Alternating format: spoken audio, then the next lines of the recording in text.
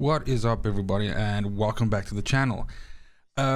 Yesterday I put up a clip discussing attributes, and at the end of the clip I mentioned that I'm basically ready to retire my Technomancer, and what I meant by that was that it's by far the class that I've played the most, and I've just basically been trying to create this character that I could play with, that I could farm very easily with, that I could clear CT15s very easily with, and that basically was really easy to play and didn't require, you know, managing cooldowns and using abilities. I basically just wanted to just run and gun and just have an easy time with it. I wanted it to be my go-to character for just farming expeditions as fast as possible, or as efficiently as possible is rather the right way.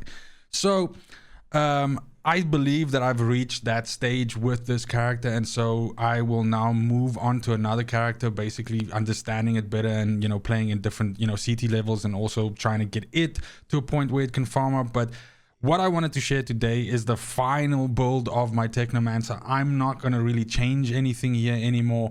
I think that this works really well, and it suited me very well. It's allowed me to farm basically all of the legendaries in the game. I'm still looking for Heir to the Desert. God damn, I hate it. But anyway, the one weapon that still eludes me. But so let's have a look at the build. But firstly, just some stats. So I just have a table here showing clear times and basically the damage dealt. Now these are all measured in solo as indicated here. I was able to reach gold in all of these. These are all of the expeditions except for Eye of the Storm, with the best times that I've been able to complete them in.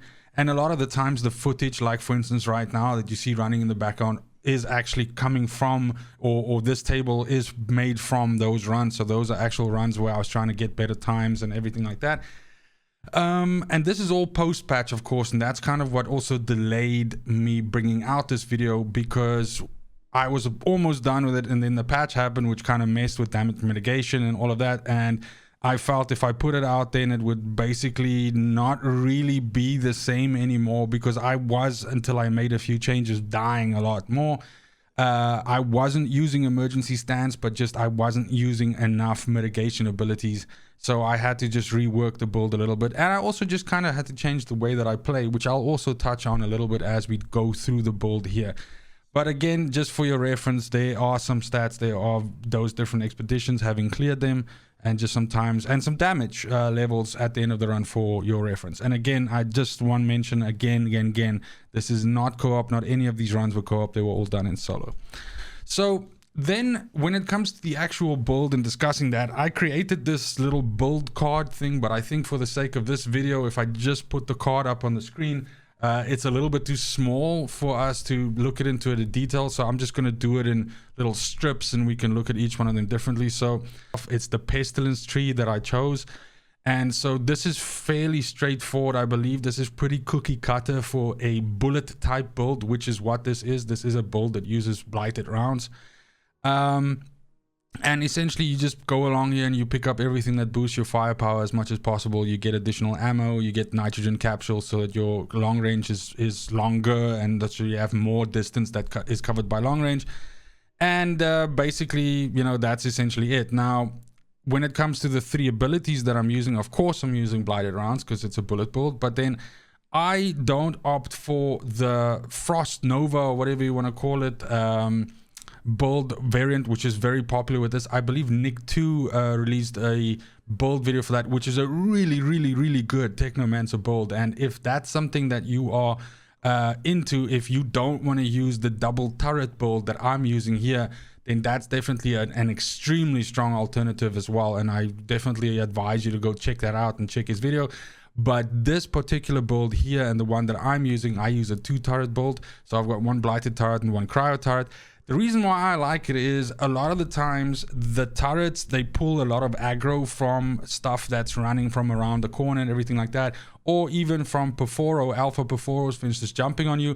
Most of the times they actually don't jump on you, they jump on the turret, which is phenomenal because you're standing a bit away from the turret and that gets you some free shots on them.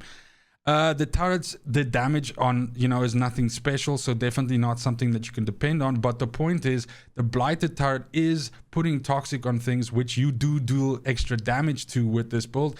And also the cryo turret is once in a while, actually quite regularly, freezing things, especially bosses, which gets you additional shots on them. So again, that's just a good thing. So that covers basically your choices when it comes to your stat points, and then also the skills. So if we just look at the items again, we'll do it in strips like this. So we'll look at my headpiece and my gloves next. On the headpiece, so again, just as a given, this entire build is using a 4-6 split. So what I mean by that is I've got 4 damage mitigation or defensive mods on here, and then I've got 6 offensive mods on here. So this has given me the good sort of split between still being able to deal really good damage, but being able to take a few hits and not go down to like one jump attack or anything like that, one anomaly hit or something like that. So it makes me a little bit more tankier. I'm scared to use the word tanky because this build is a DPS build, so it's by far not tanky, and you're not going to be able to stand in fire and in anomaly blades and things like that and not die, especially not in the state that the game is in right now. So bear that in mind though. But as with all bullet builds coming from the Technomancer side, the 3 attributes that you're looking for on your gear, on your armor, is bonus firepower, you want close range damage, and you want long range damage. So you want all 3 of those. On my headgear, I've got damage absorber, which is my first mitigation ability. This just gives you flat armor and flat resistance of 10%. This alongside my other 3 defensive abilities is what makes me be able to just take 1 or 2 more additional hits than usual, and it's definitely good for that. Bloodlust is a no-brainer on this build. It's a firepower build, it's a bullet build, so you're gonna be shooting to get your damage done, and you're gonna be aiming down sight, so that's an obvious damage increase right there. On the gloves, I've got my second mitigation ability, and it's actually called Mitigation from Death. Mitigation from Death is top tier, probably next to one of the other ones which I have in this build, which we'll talk about later, probably one of the best ones. And this, because you're already aiming down sights to get the benefit from your bloodlust, you'll be then getting this additional armor as well. Now, once this stacks up to 3 times, your total armor mitigation damage goes about, let's say, just over 70%. So that's very close to the maximum that you can essentially have, and definitely that makes you quite tanky. Of course, bear in mind that as soon as you start moving and this drops off after 10 seconds, then of course you lose all of that mitigation. Dum bullets is an auto include because of course I'm using assault weapons, so this is just an additional 10% on top of that. I could, for instance, just use the additional poison damage instead of dum bullets as well. So what I mean by that is the additional toxic damage, the 10% one. That's the level 2 mod that you can put on here as well. So you can use that or this one. Then if we move down to the next piece, we've got my chest plate, where again, I'm using Captain Hunter, which is really good for additional damage against elites. Again, it's a no-brainer, especially for CT15 content, because it just helps you drop those pesky captains as fast as possible, which you really need to do. Perseverance Shield is my 3rd mitigation ability, and also a very good option.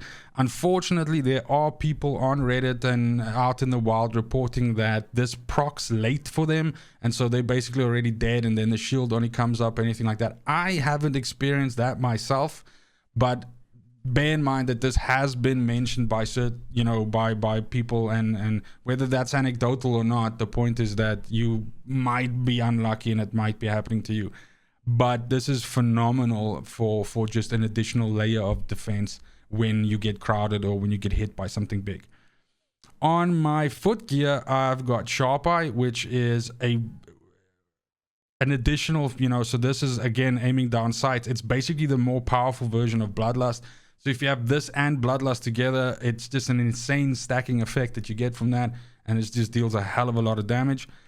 Toxic Lead is the way for me how I keep replenishing my magazine. So of course this returns ammo to your magazine every time you kill something that has got toxic on top of it. So and stuff has toxic all the time, because as soon as you shoot them with blighted rounds, they have toxic, and also the blighted turret gives them toxic. So basically you never run out of ammo with this. Then if we move over to the last two pieces, and that is my leg armor and my weapon. Here I'm using the level 3 mod Euthanizer, which is 25% additional damage to stuff that's toxic. So if I was to change this build and maybe wanted more DPS, what I could do is I could lose one of the damage mitigation abilities and then add the 10% additional damage to toxin mod from the tier 2 mods in here, and that would give me an additional 10% of damage on top of this. So that's an option if you want to go really full glass cannon, but again, you will suffer a little bit due to the fact that you'll be able to take less damage. My fourth and final damage mitigation ability is on this piece as well, and that's Rejuvenation. Rejuvenation is phenomenal on the Technomancer, because the fact is that the Technomancer is constantly, gaining health, because you are getting it from your turret shooting, even if it's just a little bit. The point is you're gaining health, and the minute you gain health, this ability procs, or this mod procs, and you get additional firepower, additional anomaly power, and you get additional armor. So this is pretty much up all the time. Bear in mind though that you actually have to gain life. So you can't be at 100% and shoot something, and then just because you kill something, you get the life for it, because that's the intrinsic ability of the Technomancer. You actually have to gain life. But in the way that the game is right now, with so much damage being dealt in a CT 13, 14, and 15, I don't think that's going to be a problem at all. Lastly, my weapon that I use, this is a build where I don't swap between weapons or anything like that. I literally use one weapon. Again, the idea for this build was something that is super easy to play, that I can play while watching, Netflix, anything like that. This is just a farm build, and I wanted to have it as easy as possible. And so this weapon is, very highly rolled. 94.3 is not bad at all. And then I have Bone Shrapnel and Killing Spree on here. Now, when it comes to Bone Shrapnel, this is of course a really good roll, but it gives an additional effect to this, and that is that this build is extremely good at dealing a lot of damage to one thing. But what Bone Shrapnel does is generally kills everything around that one thing that you kill as well. So it turns something which is very much focused on single damage to something like a lot of single damage to something still also deal a lot of damage to all the little things around it as well. So there's definitely merit in playing this in a way where if you see a bunch of mobs clustered up together, if you prioritize the bigger target by killing that, usually you kill the majority of the smaller, lesser health targets around it as well. The last ability on this gun is Killing Spree, which is again a no-brainer. Killing shots increase damage by 25% for this weapon for 20. So this is again a stacking effect. Every time you drop something, you deal more damage, and you'll see this ramp up as you get into fights. The first two creatures that you kill, when you kill the third one, suddenly your damage will spike and you'll do a lot of damage, a lot more damage. So again, a good strategy here is if you have a boss and you have like a couple of little things running around it, you shoot 2 or 3 of the little things to get the buff stacking, and then you hit the boss down lane with everything that you got. So that's essentially it. I definitely think that there are ways to improve this build for sure. You can swap some things out. For instance, on the weapon, you could have a different stack of mods, something like, for instance, Fortress and, maybe Fortress and Bone Shrapnel together, or Fortress and Killing Spree together, or there's a couple of different, options here. But again, for me, changing anything here is not really going to change the focus of what I wanted to do with this character. I did not build this character to try and chase very fast clear times, because that is something that this build will not do. You're not going to be able to challenge the clear times that you see with really top gear, tricksters, or really top gear devastators. You're not going to be able to go to clear as fast as they do. But this does allow consistently clearing, and it's a very easy way of playing, because you are essentially controlling the flow of the combat the whole time. The last thing you want to do is be up close to things. So you're always trying to essentially skirt combat from the edges and basically pick things off at long range. very typically, the idea how this build works is you walk into a room, you throw out both turrets in front of you, you stand behind the turrets, and you kill everything as they come towards you. With monsters, that's a lot easier because they always try and chase you down. When it comes to actually fighting humanoid enemies, then of course, yes, you have to pick stuff out from behind cover and shoot them and so on, and you have to sort of engage a little bit more. But again, you can be quite creative here by throwing your turret in between those two. Then often your turret will freeze or distract that enemy, or at the very least cause a distraction for the melee enemies that are running around, which will allow you to position into a more advantageous, lane and then kill whatever's hiding behind, like a sniper or something like that. But that's it. That's basically the build. As I said, I really enjoyed the Technomancer. I had a lot of fun playing this character, and I probably will still use it to farm because it's just so damn easy. I've gotten into this habit of every morning and every evening I just do like a quick 3 or 4 challenge tier 15s with this, and just see what legendaries I get to drop. I'm always trying to hunt down that heir to the desert. But that's basically it.